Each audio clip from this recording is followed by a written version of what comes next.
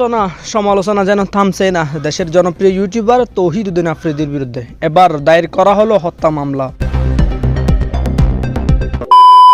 আসসালামু আলাইকুম রহমতুল্লাহ, সবাই কেমন আছেন? আশা করি সবাই অনেক অনেক ভালো এবং সুস্থ আছেন। সবাইকে স্বাগতম জানাচ্ছি আমাদের আরও একটু নতুন ভিডিওতে। প্রতিদিনের মতো আমি আপনাদের সিরিয়াত ফারুক। আজকের ভিডিও টাইটেল এবং থাম্বনেল দেখে সবাই বুঝতে পেরেছেন আজকে কি বিষয়টা নিয়ে কথা বলবো। দেশের জনপ্রিয় ইউটিউবার তৌহিদুদ্দিন আফ্রিদি গত বেশ কিছুদিন আগেও ছাত্র আন্দোলনকে কেন্দ্র করে তৌহিদ আফ্রিদির বিরুদ্ধে বেশ কিছু অভিযোগ উঠেছিল। ছাত্র আন্দোলন চলাকালীন তৌহিদ আফ্রিদি এবং সুলাইমান শুকর মিলে কন্টেন্ট ক্রিয়েটর সোশ্যাল মিডিয়া ইনফ্লুয়েন্সারদেরকে জিম্মি করে নানানভাবে ট্র্যাপে ফেলার অভিযোগ উঠেছিল তৌহিদ আফ্রিদির বিরুদ্ধে। যদিও বন্যার কারণে ইতিমধ্যে সেই বিষয়গুলো সামাজিক যোগাযোগ মাধ্যমে এক প্রকার ধরতে গেলে নীরব নিস্তব্ধতে পরিণত হয়েছে। এবার আবারও আলোচনায় তৌহিদ আফ্রিদি এবং তার পরিবার। ইতিমধ্যে তৌহিদুদ্দিন আফ্রিদি এবং তার বাবা মাই টিভির পরিচালক নাসির উদ্দিন সাথীর বিরুদ্ধে ইতিমধ্যে হত্যা মামলা দায়ের করা হয়েছে। ছাত্র আন্দোলন চলাকালীন তৌহিদ আফ্রিদির বিরুদ্ধে বেশ কিছু অভিযোগ উঠেছিল। কন্টেন্ট ক্রিয়েটরদেরকে জিম্মি করে টাকা দাবি করে টাকা দিয়ে সরকারের পক্ষে ভিডিও বানানো সহ সরকারের বিরুদ্ধে যারা পোস্ট করেছে তাদেরকে নানান হুমকি দামকির অভিযোগ উঠেছিল তৌহিদ আফ্রিদির বিরুদ্ধে। তবে এবার সেই সমালোচনা শেষ হতে না হতে এবার তৌহিদ আফ্রিদির বিরুদ্ধে এবং তৌহিদ আফ্রিদি এবং তার বাবার বিরুদ্ধে দায়ের করা হল হত্যা মামলা। সামাজিক যোগাযোগ মাধ্যমে সে বিষয়টা নিয়ে ইতিমধ্যে হচ্ছে নানানভাবে তোলপাড়। তো দর্শকের বিষয় নিয়ে আমরা আর বেশি কথা না বাড়ি আমরা বেশ কিছু প্রতিবেদনের মাধ্যমে ইতিমধ্যে সময় টিভি সহ বেশ কিছু জনপ্রিয় নিউজ পোর্টাল এটা নিউজ করতেছেন। আর এই যে মামলাটা করা হলো সে মামলা তাদের উপর কী প্রভাব পড়তে পারে সেটা নিয়ে আমরা একটু বিস্তারিত জানবো। পরবর্তী আপডেট সবার আগে পেতে আমাদের চ্যানেল সাবস্ক্রাইব করে সাথে থাকবেন। সবাইকে অনুরোধ করবে ভিডিও ধৈর্য সহকারে দেখবেন। অনেকেই এই বিষয়গুলো নিয়ে কথা বলার কারণে অনেকে আমাদেরকে হুমকি দেয়, অনেকে কমেন্ট করে, অনেকভাবে অনেক জায়গা থেকে হুমকি দেয়। যদিও এক সময় এদেরকে নিয়ে কথা বলতে এক প্রকার ধরতে গেলে আমাদের থেকে অনেক ধরনের হুমকি পেতে হতো। যেমন স্ট্রাইক মারা দিত, ভিডিওতে ফেক স্ট্রাইক দিয়ে দিত।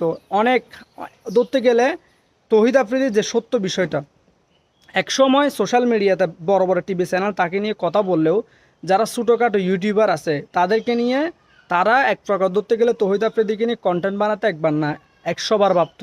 কেননা সে যে এক প্রকার ধরতে গেলে সে তার যে গুন্ডা বাহিনী আছে কিছু তার কি ধরতে গেলে কিছু আছে তাদের কিছু কলিগ আছে তাদেরকে সে এক প্রকার শুধু লাগিয়ে দিয়েছে। তাকে নিয়ে কারা নিউজ করবে তাদের চ্যানেলে স্ট্রাইক দেওয়া থেকে শুরু করে অনেক হয়রানির শিকার করেছে তৌহিদ আফ্রিদি।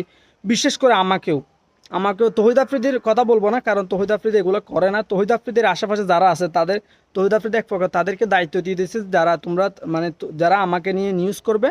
তো অনেক কন্টেন্ট ক্রিয়েটর আছে দেখবে যারা যেহেতু সেলিব্রিটি তাদের বিয়ে নিয়ে মানুষের আগ্রহ থাকে, তাদের বিষয়টা নিয়ে জানার অনেক আগ্রহ থাকে। তো তাদেরকে নিয়ে অনেক বিশেষ করে অনেক কন্টেন্ট ক্রিয়েটর আছে যাদের পরিবারে তাদের মেন উদ্দেশ্য হচ্ছে যে এই কন্টেন্ট বানিয়ে তাদের টাকা ইনকাম করে তাদের ফ্যামিলি চালানো অনেকভাবে চেষ্টা করে। তো তারা হয় কি কিছু ভিউজের আশায় তারা বিভিন্নভাবে কন্টেন্ট থাম্বনেল ইউজ করে, কিন্তু যার ভিডিওতে তার কোনো সত্যতা থাকে না। তো এটা জাস্ট একটা কী থাকে, এটা জাস্ট চমকপ্রদ হিসাবে থাকে যাতে ভিডিওটা দেখে। তো এটা কী করে এটা সামান্য সমালোচনাটা পর্যন্ত তৌহিদ আফ্রিদি নিতে না পেরে এক প্রকার বিভিন্নভাবে সোশ্যাল মিডিয়াতে ইনবক্সে এসে বা তাদের বিভিন্নভাবে তাদের বেশ কয়েকজন তাদের শুধুমাত্র তৈরি করা আছে যারা এদেরকে নিয়ে কন্টেন্ট বানাবে, শুধু তাদেরকে স্ট্রাইক দিবে, তাদেরকে নিয়ে তাদের বিরুদ্ধে অ্যাকশন নেবে। কিন্তু সরকার পতনের পর এক প্রকার ধরতে গেলে যে তৌহিদ আফ্রিদি কন্টেন্ট ক্রিয়েটর থেকে শুরু করে নানানভাবে নানান অভিযোগ করেছিল। ইতিমধ্যে স্বপন আহমেদ আপনারা দেখেছিলেন, যাকে তিনি এক প্রকার হামলা কত কিছু করেছিল। সেই স্বপন আহমেদ কিন্তু তার সরকার পতনের ফলে ফেসবুক লাইভে এসে এক প্রকার ধরতে গেলে যে তিনি সরকার ক্ষমতা থাকা অবস্থা কীভাবে হয়রানি করেছিল সেগুলো সব গোপন তথ্য ফাঁস করে দিয়েছিল। তো এবার তৌহিদ আফ্রিদি এবং তার বাবার বিরুদ্ধে যে হত্যা মামলা করা হয়েছে তো সরকার পতনের পরে একের পর এক তাদের ক্ষমতার বাহাদুরিগুলো শেষ হয়ে যাচ্ছে।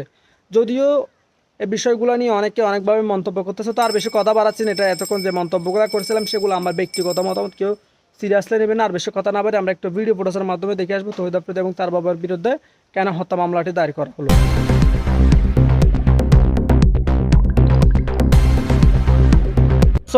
সমালোচনা যেন থামছে না দেশের জনপ্রিয় ইউটিউবার তৌহিদুদ্দিন আফ্রিদির বিরুদ্ধে এবার দায়ের করা হলো হত্যা মামলা। কন্টেন্ট ক্রিয়েটর তৌহিদ আফ্রিদি ও তার বাবা মাই টিভির মালিক নাসির উদ্দিন সাথী সহ 25 জনের বিরুদ্ধে হত্যা মামলা দায়ের করা হয়েছে। রোববার যাত্রাবাড়ি থানায় মামলাটি করেন মোহাম্মদ জয়নুল আবেদিন নামে এক ব্যক্তি। থানা সূত্রে জানা গেছে, হত্যার অভিযোগে দায়ের করা এই মামলায় প্রধান আসামি করা হয়েছে শেখ হাসিনাকে। আসামির তালিকায় 2 নম্বরে রয়েছে সাবেক সেতুমন্ত্রী ওবায়দুল কাদের এবং 3 নম্বরে সাবেক আইজিপি আবদুল্লাহ আল মামুন। মামলায় 11 নম্বর আসামি তৌহিদ আফ্রিদি এবং 22 নম্বর আসামি তার বাবা নাসির উদ্দিন সাথী। এ হত্যা মামলায় মোট 25 জনকে আসামি করা হয়েছে। রোববার 1 সেপ্টেম্বর রাতে যাত্রাবাড়ি থানার officer in charge OC Mohammad Mainul Islam মামলার বিষয়টি নিশ্চিত করেছেন।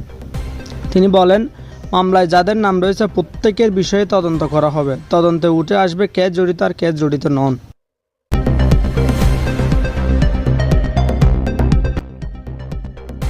এর আগেও ছাত্র আন্দোলন চলাকালীন জনপ্রিয় ইউটিউবার তৌহিদ উদ্দিন আফ্রিদির বিরুদ্ধে আওয়ামী লীগের হয়ে বেশ কিছু ক্যাম্পেইনের অভিযোগ ওঠে।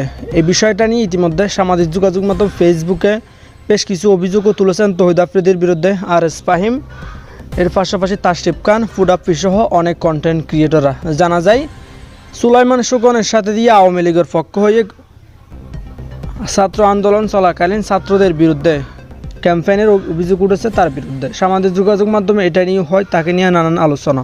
এরপর পরেই এবার তৌহিদ আফ্রিদি এবং তার বাবা নাসির উদ্দিন সাথীর বিরুদ্ধে দায়ের করা হয়েছে হত্যা মামলা। বিষয়টা নিয়ে আপনারা কি বলতেছেন কমেন্ট করে জানাতে ভুলবেন না। দেখা হবে অন্য কোনো ভিডিওতে। ভালো থাকবেন, সুস্থ থাকবেন। আল্লাহ হাফেজ।